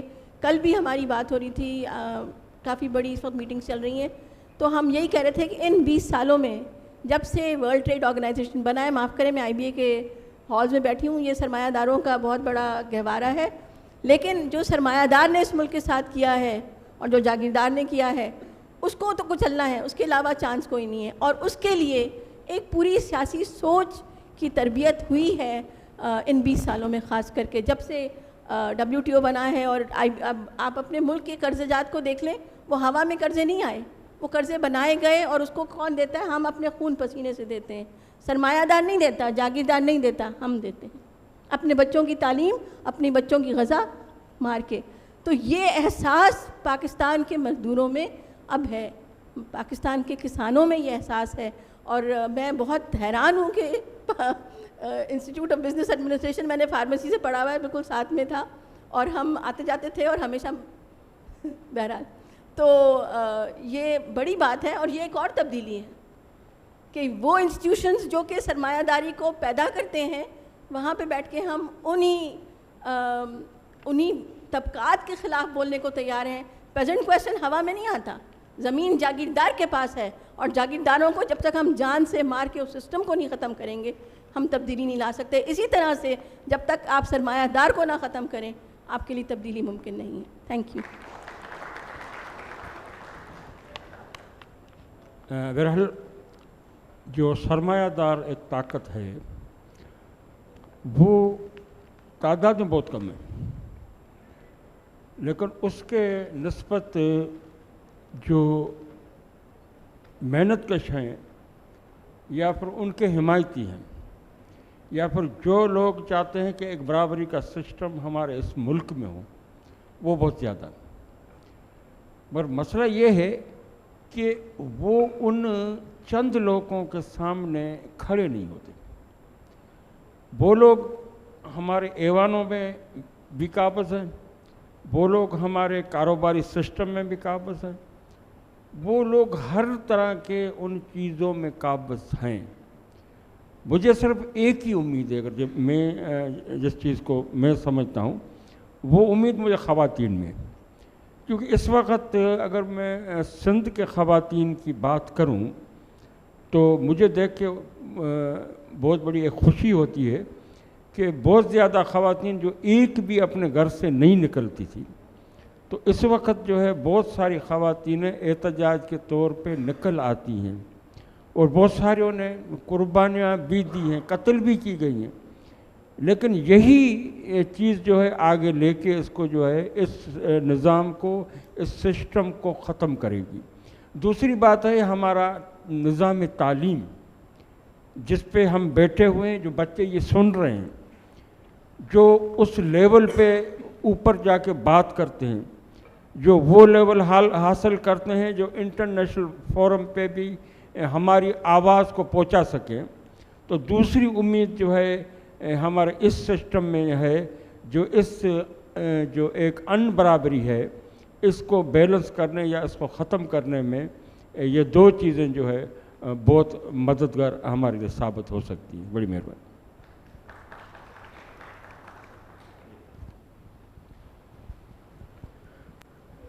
جوش صاحب جو کہ اردو کے ایک بہت بڑے شاعر تھے، جوش ملیح آبادی، انہوں نے کسان کو تہذیب کا پروردگار کہا تھا اپنے ایک شعر میں. کتنی بڑی بات ہے کہ تہذیب کا پروردگار، یہ چیز ہم نارملی خدا کی ذات سے مطلب، لیکن آپ خود ہی امیجن کر لیں. اور وہ میرے خیال میں ڈاکٹر عزرا کی بات بھی وہیں سے شروع ہوئی تھی کہ جس طرح یہ ہماری ہمیں کھلاتے ہیں پلاتے ہیں، ہر ملک میں سارا نظام جو ہے وہ انہی کے اوپر ہوتا ہے، اور بدلے میں ہم ان کو مطلب استحصال. اور تو میرے خیال میں زیادہ بات ہم نے موومنٹس کی نہیں ہے.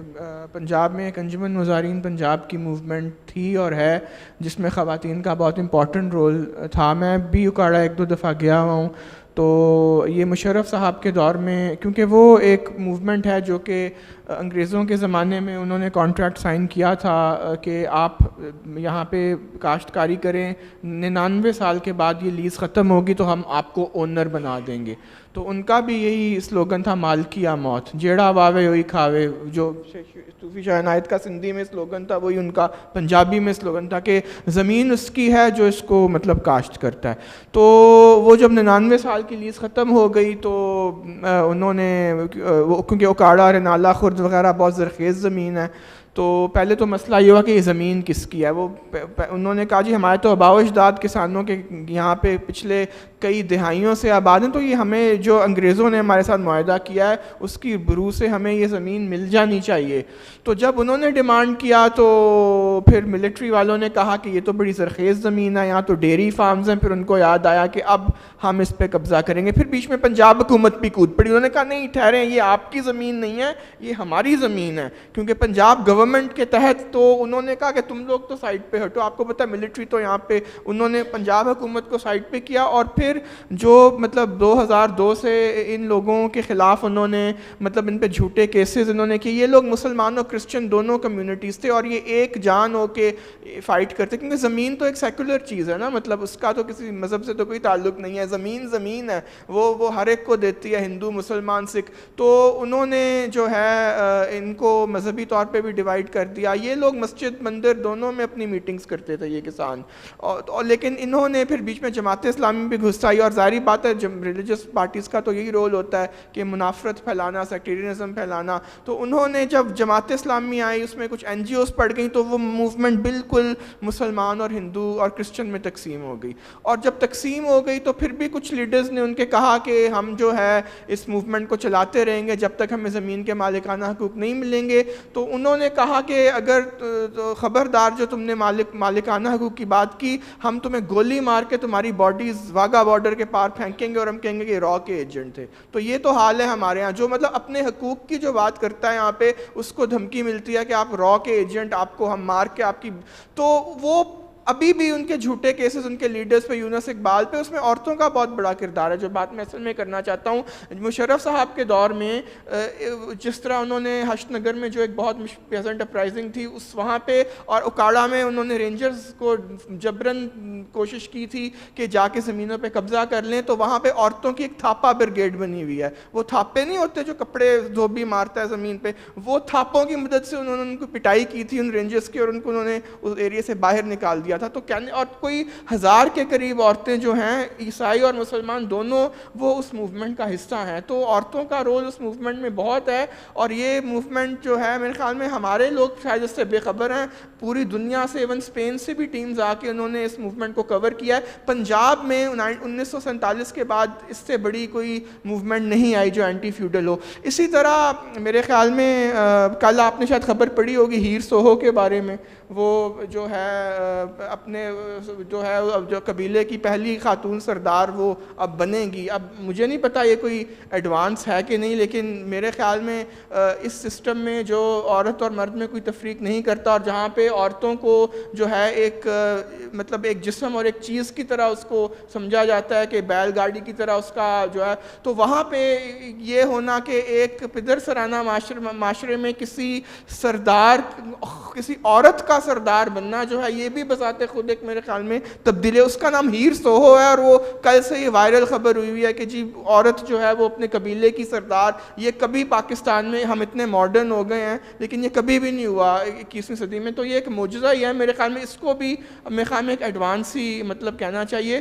تو میرے خیال میں چاہے وہ عورت مارچ ہو یا وہ کسان عورتیں ہوں، عورتوں کا فیوچر جو ہے وہ برائٹ ہے. ایک ہمارے بہت بڑے ادیب تھے انتظار حسین، جو کہ بالکل کامونسٹ نہیں تھے، بہت رجت پسند تھے. انہوں نے جاتے جاتے ایک پریڈکشن کی تھی کہ اس ملک میں 2 قوتیں جو ہیں وہ بہت بڑھ رہی ہیں، ایک ملاؤں کی اور ایک عورتوں کی. اور عمر خان انہوں نے صحیح کہا تھا. Thank you. جی تبدیلی کے لیے تو بہت ساری چیزیں ہیں، کیونکہ ہمارا موضوع جو ہے وہ پیزنٹری پہ ہے، پیزنٹس پہ ہے، تو میں پیزنٹس کے حوالے سے کچھ تبدیلی کی بات کروں گی. خواتین کا کنٹریبیوشن کی بات ہوئی تو سندھ کی مائی بختاور تھیں جو آدھی بٹائی کا معاملہ ہوا تھا، ان کے گھر والے جو ہے وہ ہاری تحریک کانفرنس میں گئے ہوئے تھے، تو پیچھے سے زمینداروں نے فائرنگ کی اور وہ انہوں نے اپنا فصل نہیں چھوڑا لیکن وہ شہید ہو گئیں. تو ان کا بھی تاریخ میں، سندھ کی تاریخ میں ایک پیزنٹری موومنٹ کے حوالے سے ایک نام آتا ہے. تبدیلی کی بہت ساری باتیں ہیں، لیکن میں بات کروں گی کہ ہاریوں کو کیا تبدیلی چاہیے. ہمارے ہاریوں کو جو ہے وہ 1950 میں جو ٹیننسی ایکٹ ہوا تھا اس میں ایک بات تھی کہ جو چھیڑ بیگار ہے، یعنی فری آف کاسٹ جو بیگار لی جاتی ہے، فری آف کاسٹ جو ان سے لیبر لی جاتی ہے، تو ٹیننسی ایکٹ میں یہ تھا کہ ان کو ایز پر لیبر لاز ان کو اتنی اجرت دی جائے گی جو ایک مزدور کو دی جاتی ہے. تو یہ چلتا تو آ رہا تھا، ان پیپرز تھا، لیکن پریکٹیکلی اس پہ اتنا عمل نہیں ہو رہا تھا. لیکن 2013 میں پیپلز پارٹی کی گورنمنٹ کے دوران اس کے بہت غلط کام ہوا. یہ ہوا کہ یہ تھا کہ وہ غیر قانونی ہے، چھیڑ بیگار غیر قانونی ہے، تو وہ غیر قانونی کا لفظ ہٹایا گیا. تو میرا خیال ہے کہ ابھی یہ بات تبدیل ہونی چاہیے اور یہ جو بیگار پہ کام کرنا ہے یہ سسٹم ختم ہونا چاہیے.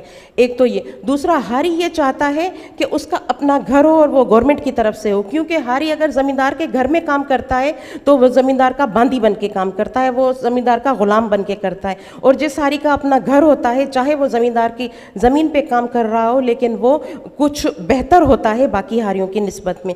دوسری بات یہ ہے کہ آج کل ہر جگہ پر ایک گاڑی آپ لیتے ہیں یا کوئی بھی آپ چیز لیتے ہیں تو اس کی انشورنس کرواتے ہیں. تو آج کا ہاری یہ چاہتا ہے کہ اس کی لائف انشورنس گورنمنٹ کی طرف سے ہونی چاہیے، اور اس کا جو فصل ہے، کیونکہ فصل تباہ کی جاتی ہے مختلف دشمنی میں، یا سیلاب آ گیا یا کوئی اور ڈیزاسٹر ہو گیا، تو وہ ہاری یہ چاہتا ہے کہ میرے فصل کی انشورنس ہونی چاہیے.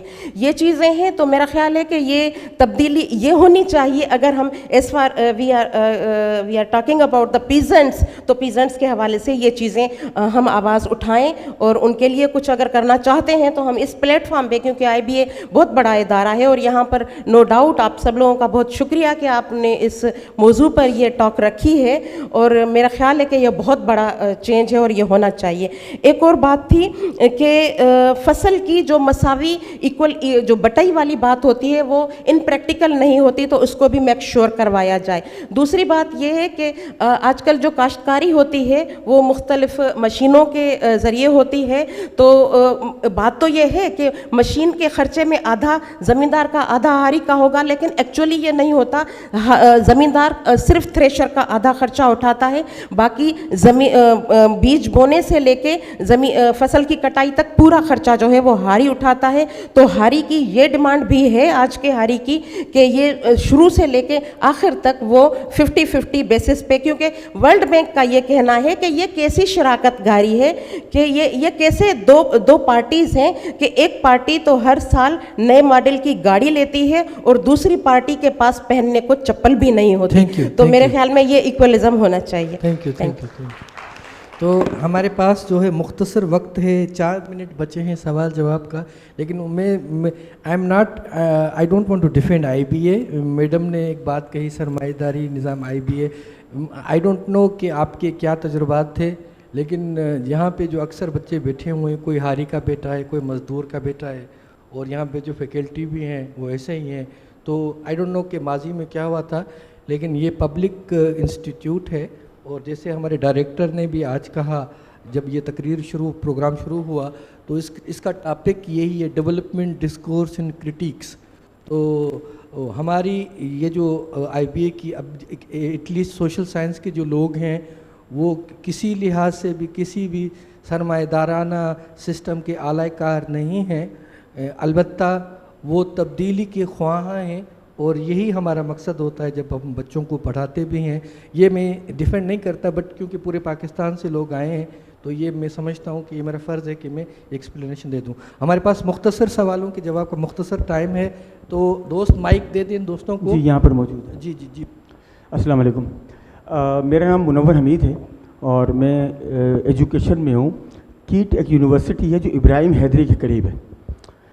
میرا سوال آپ چاروں لوگوں سے ہے، جیسے بھی آپ چاہیں آپ جواب دے سکتے ہیں.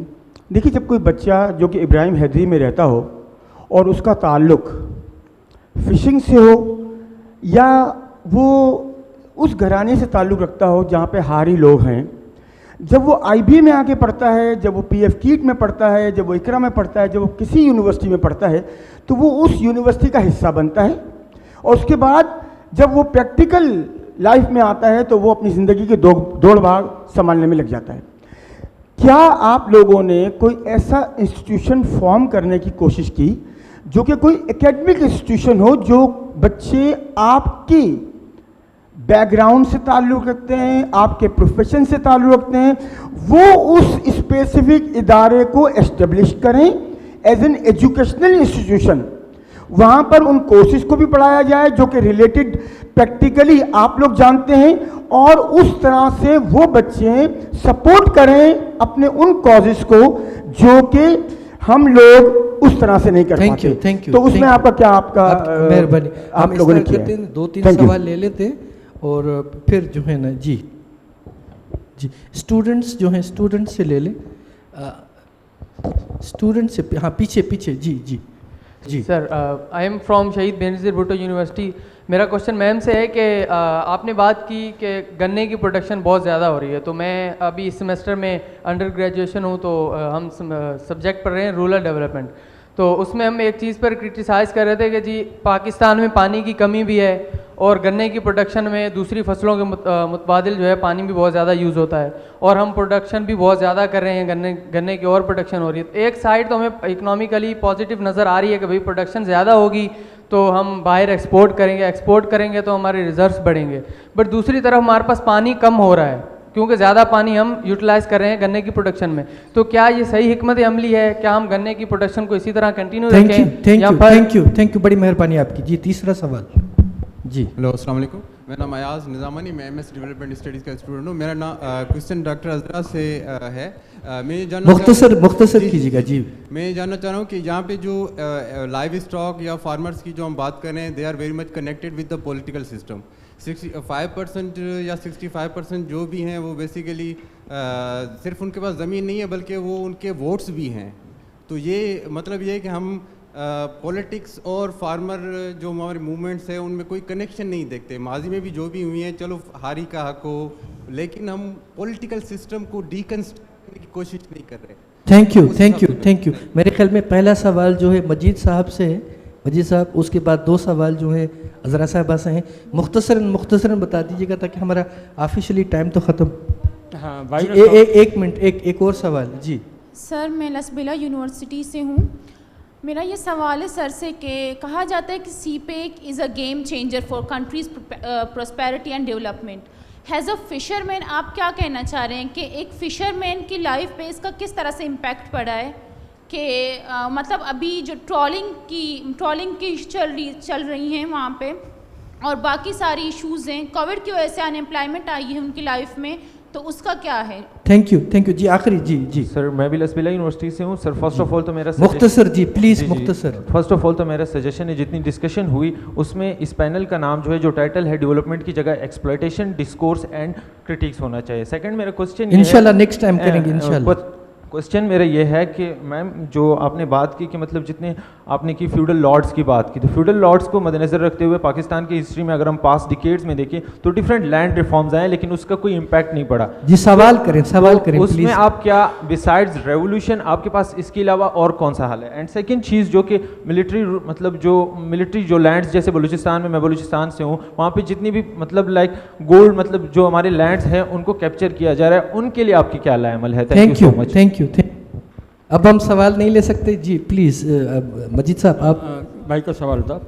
تو ہمارا جو علاقہ آج سے 20-30 سال پہلے جو تھا تو اس وقت تعلیم نہ ہونے کے برابر تھی.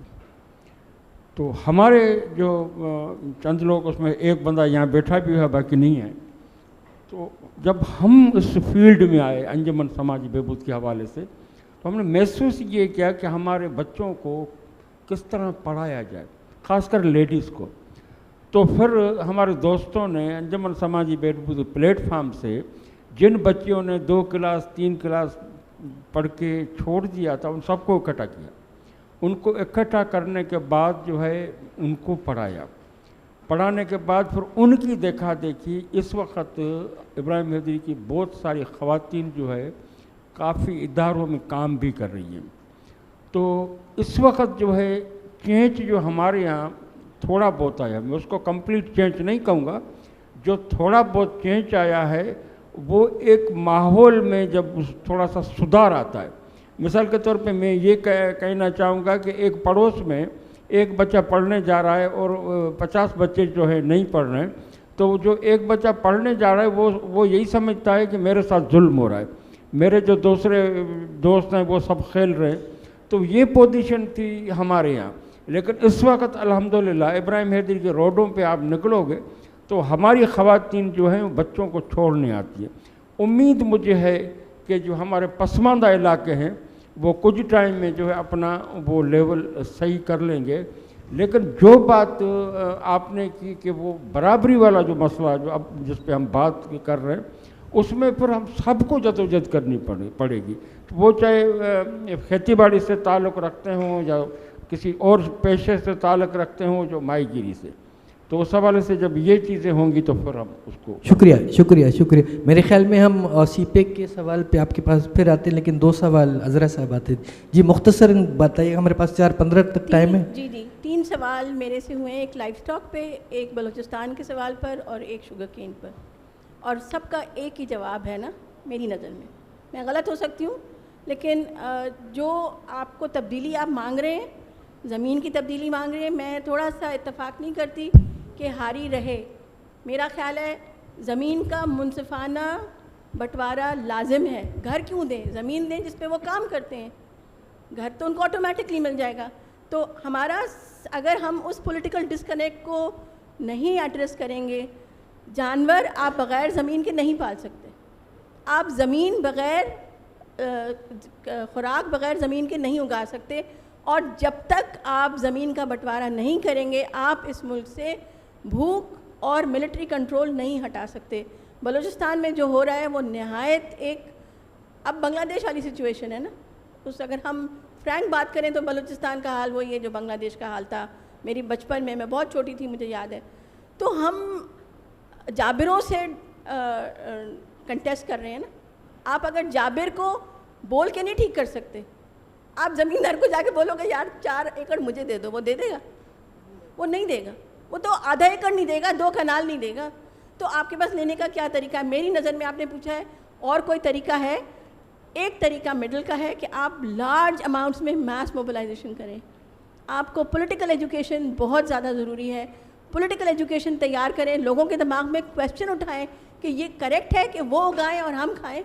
इवन हम भी रिस्पॉन्सिबल है ना। तो बिल्कुल ज़मीनों का बंटवारा 100% होना चाहिए।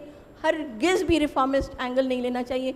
आवाम को तैयार करें, स्टूडेंट्स को तैयार करें और हक लें। जान जाएगी, उनने बोला खून दो आज़ादी लो, तो जान जाने में क्या है यार, जाएगी।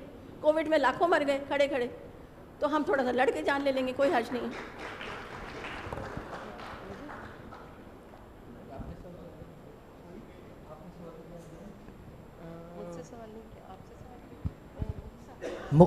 हाँ, सीपेक का, लेकिन मुख्तसर नहीं। वो मेरे ख़्याल में जो आखिरी सवाल लैंड रिफॉर्म का किया था, उसमें लैंड रिफॉर्म पे बात हो नहीं सकी। वो उस पर भी बिकॉज इसके कई एंगल्स हैं इस मसले के, किसानों के सवाल पे। उसमें यही है कि लैंड रिफॉर्म बेसिकली चाहे भुट्टो का हुआ हो या यूब का हुआ, उसका मकसद जो था वो इनकलाबी, मतलब भुट्टो ख़ुद भी तो एक मतलब बूर्जुआजी का वो था ना। मैंने पूरा मास्टर्स का थीसिस किया हुआ है जुल्फ़िकार अली भुट्टो पे। तो वो ख़ुद भी एक बहुत बड़ा ज़मींदार था और उसने मतलब इलेक्शन जीतने के लिए आखिर में सारे टिकट भी ज़मींदारों को देने शुरू कर दिए। और जो किसानों के लिए, मतलब शेख मोहम्मद रशीद जो थे, जिनको बाबा सोशलिज़म कहा जाता है, जिन्होंने कहा था कि मतलब मुझे आप ज़राअत और फूड और एग्रीकल्चर का पोर्टफोलियो दे दें, उनको उन्होंने बिल्कुल ही, मतलब उस शख्स ने सारी उम्र जिद्दोजहद की थी पीपल्स पार्टी के अंदर, मतलब कि ये जो लैंड रिफॉर्म है शायद ये वाकई गरीबों और हारियों तक पहुँच जाएँ। لیکن کچھ بھی نہیں ہوا. تو وہ جو ڈاکٹر عذرا بات کر رہی ہیں, جو مسئلہ یہ کہ ریفارمزم نہیں ہونا چاہیے, اس میں انقلاب یا آپ کر سکتے ہیں یا نہیں کر سکتے. فرینچ ریولوشن کی بات ہوئی تو وہ سینٹ جوسٹ ایک بڑے مشہور انقلابی تھے, انہوں نے کہا تھا those who make only half the revolution dig their own graves. تو وہ اپنی قبر, جو آدھا انقلاب کرتے ہیں وہ اپنا ہی قبر کھود رہے ہوتے ہیں. تو فرینچ ریولوشن میں بھی یہی ہوا تھا, اور بھٹو صاحب نے بھی اپنی قبر خود کھود لی, بیکاز جو ریفارمسٹ ہوتا ہے وہ بورژوازی ہوتا ہے, وہ اس طرف جاتا ہے جہاں پلڑا بھاری ہوتا ہے. تو وہ پلڑا بھاری کے چکر میں ملٹری کو بھی اس نے خوش کر دیا, اس نے ملاؤں کو بھی خوش کر دیا, لیکن خود اس کا جو انجام تھا وہ آپ کے سامنے ہے. Thank you thank you thank you thank you. تو ہمارے پاس وقت بہت کم ہے. میں بڑے کرب سے یہ کہنا چاہتا ہوں کہ ہمیں یہ سیشن ختم کرنا پڑے گا. ہم 7 منٹ جو ہیں وہ اوپر چلے گئے ہیں, لیکن نوجوانوں سے بس یہی بات ہے کہ یہ سوال بہت اچھے ہیں, but the most important thing is کہ آپ لوگوں کو انگیج ہونا پڑے گا, انوالو ہونا پڑے گا, because things is in your hand when it goes to the next generation. Thank you very much, آپ سب لوگوں کی مہربانی, اور میں آپ لوگوں سے معذرت خواہ ہوں کہ جو ہے وہ زیادہ آپ لوگوں کو ٹائم نہیں دے سکے. Thank you very much.